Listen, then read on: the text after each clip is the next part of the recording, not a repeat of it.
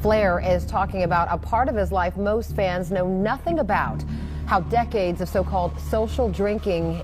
Ric Flair, the name that defined wrestling greatness for nearly 5 decades, is finally opening up about a side of his life few ever knew. For decades, fans saw the Nature Boy strutting under the bright lights, shouting his famous "Woo!" while wearing dazzling robes and living like a king. But behind the sparkle and cheers was a man hiding pain, regret, and an invisible fight that nearly took his life. His story isn't just about wrestling. It's about survival, resilience, and facing the truth after years of living in denial. The man who once seemed untouchable finally admitted that the fame, the drinking, and the endless nights on the road almost ended everything. For the first time, Flair speaks not as the legend, but as a man who came close to losing it all. Ric Flair's journey began in the early 1970s, when a young Richard Morgan Flyer decided to step into the wrestling world. From the moment he entered the ring, he was different. With his platinum blonde hair, confident smile, and incredible energy, Flair turned wrestling into an art. His moves were not just physical, but emotional. He made fans feel every victory and every defeat. His famous figure-4 leg lock was more than a move. It was a story of struggle and triumph. Every time he locked it in, audiences held their breath, waiting to see if his opponent would give up. Over the years, Flair became the symbol of showmanship. He didn't just wrestle. He performed, making every entrance an event. With 16 world championships under his belt and countless unforgettable matches, Flair's name became synonymous with wrestling excellence. But as his fame grew, so did the pressures behind the curtain. To the public, Ric Flair was living the dream: luxury, fame, and power. Yet what fans didn't see was the toll that lifestyle took on him. The constant traveling, the physical punishment in the ring, and the endless parties created cracks beneath his glamorous image. What began as social drinking turned into heavy alcohol use that followed him for decades. He later admitted that he was drinking almost every day, often to escape loneliness, pain, and the fear of slowing down.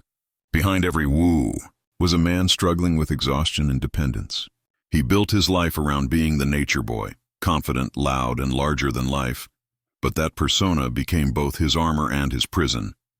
As years passed, the toll became visible not only emotionally but physically, and soon his past caught up with him in a terrifying way.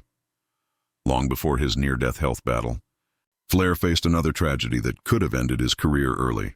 In 1975, he was involved in a plane crash that broke his back in 3 places.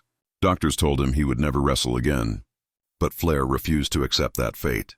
With incredible determination and months of painful recovery, he defied the odds and returned to the ring within 8 months. That moment shaped his identity forever. Ric Flair wasn't just a performer.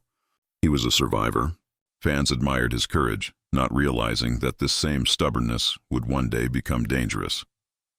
His refusal to slow down or change would later play a major role in his health struggles. Even after conquering impossible odds, he continued to push his body to its limits, believing that the Nature Boy could handle anything. Beyond the lights and fame, Flair's personal life was marked by deep sorrow. In 2013, his youngest son, Reed, died from a heroin overdose. The tragedy shattered Ric in ways no wrestling match ever could. He openly admitted that it was the darkest time of his life. He blamed himself for not being there enough, for not noticing the signs sooner, and for letting fame come before family. Losing Reed forced Flair to face the emotional cost of his choices. It also revealed a side of him that fans rarely saw: vulnerable, broken, and human. His grief stayed with him for years, shaping the way he viewed life and relationships. Even when he returned to public events, the pain never truly left. Behind every smile and robe was a father mourning his child. This heartbreak would later make his fight for survival even more meaningful, as it gave him a reason to change. In August 2017, Ric Flair's world came crashing down. What started as stomach pain quickly turned into a nightmare. He was rushed to the hospital, where doctors discovered a bowel obstruction that caused multiple organ failures. His kidneys shut down, his liver was damaged, and his heart became unstable due to sepsis.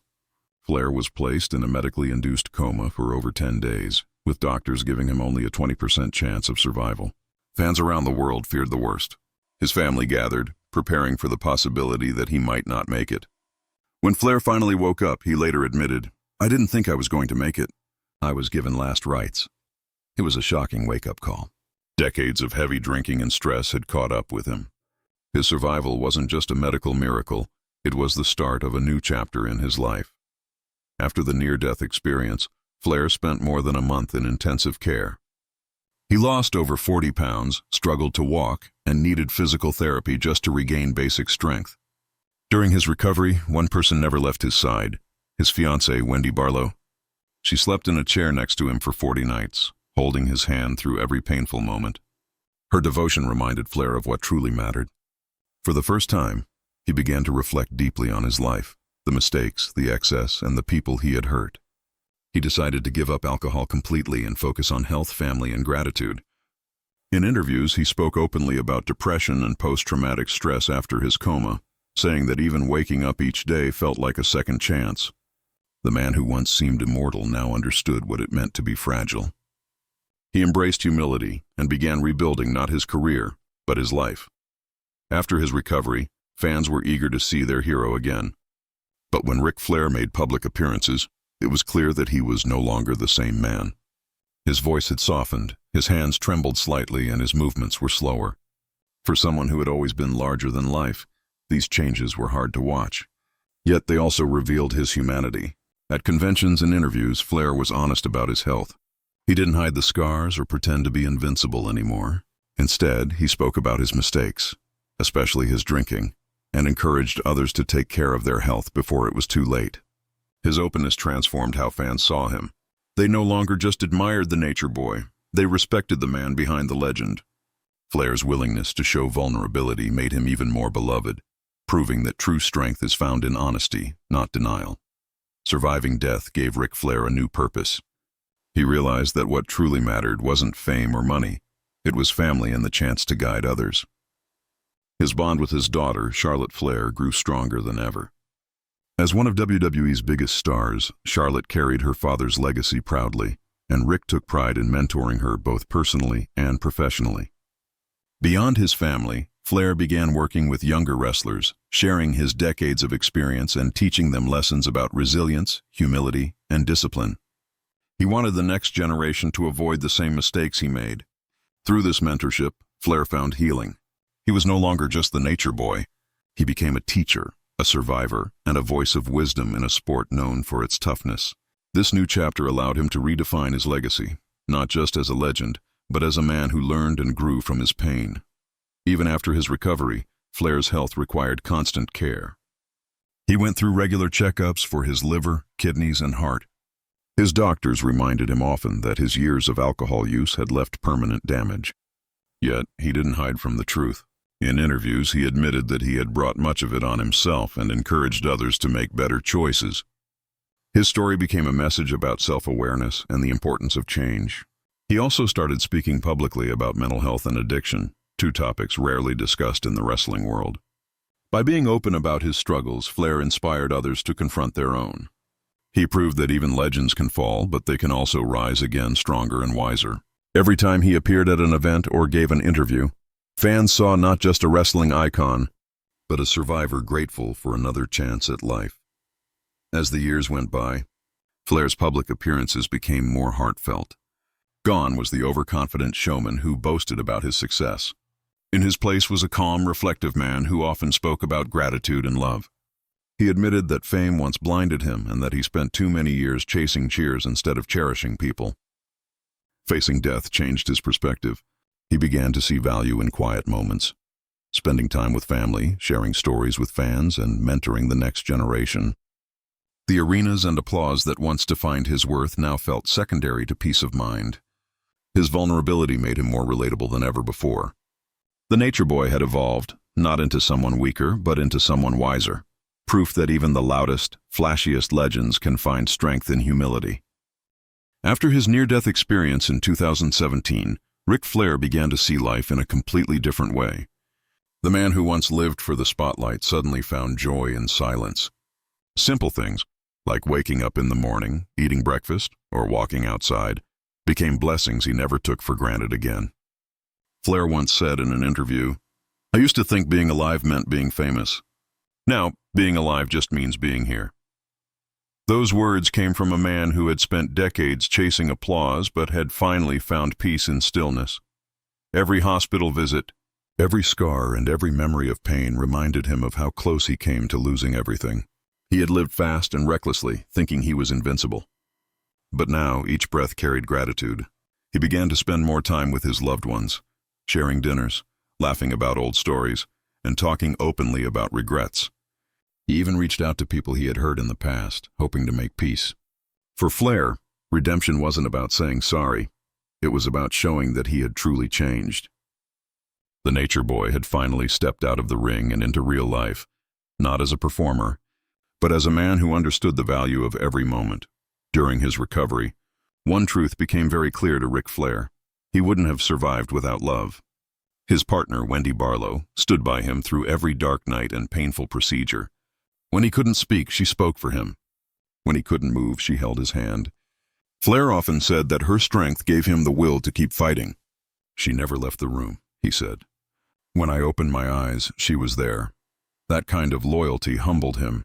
In his younger days, he had been known as a ladies' man, flamboyant, flirtatious, and often careless with relationships. But now love had a new meaning. It wasn't about excitement or fame. It was about trust, patience, and care. Wendy became his anchor, helping him recover not just physically but emotionally. Their bond showed fans that true love is tested in hardship, not in happiness. Flair's appreciation for Wendy reflected his transformation, from the wild nature boy to a man who finally understood what devotion meant. He began speaking more often about relationships and how people should cherish those who stand by them during the worst times. You find out who really cares when you're flat on your back in a hospital bed, he said.